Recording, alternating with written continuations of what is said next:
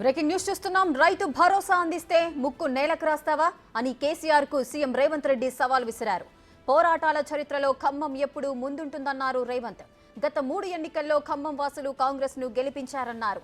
నయవంచన నక్కజిత్తుల కాలకూట విషయమైన కేసీఆర్ ను ముందే పసిగట్టింది ఖమ్మం జిల్లా అన్నారు. కేసీఆర్ చేసేది బీజేపీ సంకీర్ణంలోనే అని రేవంత్ వ్యాఖ్యానించారు.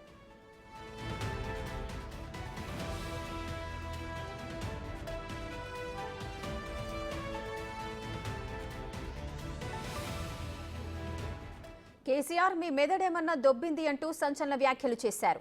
బీజేపీ బిల్లులకు మద్దతిచ్చింది కేసీఆర్ కాదా అని ప్రశ్నించారు. కార్ఖానా నుంచి ఇక రాదని, బీఆర్ఎస్ కు ఎన్నికల్లో ఓటమి ఖాయమన్నారు. నామా నాగేశ్వరరావు కేసీఆర్ ని నమ్మి మోసపోవద్దని సూచించారు. ఆగస్టు 15 లోపు రైతు రుణమాఫీ చేసి సిద్దిపేటకు శని వదిలిస్తానని సీఎం అన్నారు.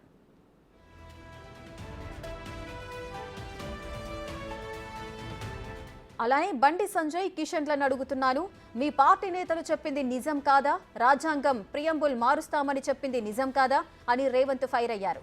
బీజేపీ ప్రధాన కార్యదర్శి రాజ్యాంగం మారుస్తామని చెప్పారని గుర్తు చేశారు. బీజేపీ అధికారంలోకి వస్తే ఎస్టీ ఎస్సీ రిజర్వేషన్లు తొలగిస్తారని అన్నారు. కాంగ్రెస్ ను గెలిపిస్తే రిజర్వేషన్లు పెరుగుతాయన్నారు. సెమీఫైనల్లో బీఆర్ఎస్ ని ఓడించాం. మే 13 ఫైనల్స్ లో గుజరాత్ టీంను ఓడించాలన్నారు.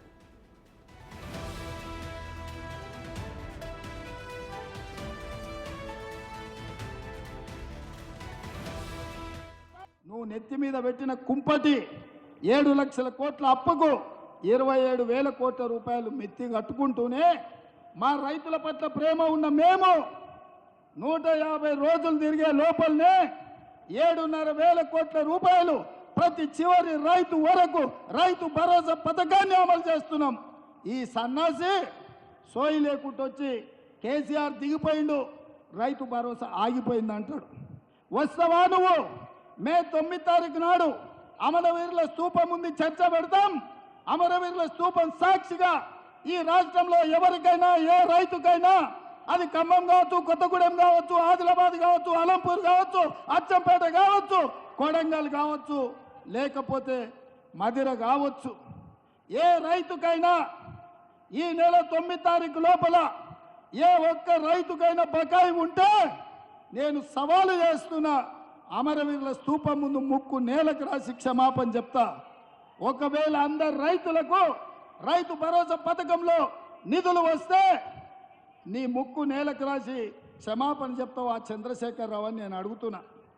ఆయన సిగ్గులేనోడు, ముక్కు ఎట్లాగింత పొడుగుంది, రాసినా రాస్తాడు. ఏంటంటే రాస్తే కొంచెం అరిగితే పోయేదే ఉందిలే, ఇంత పెద్దగా ఉందని. నువ్వు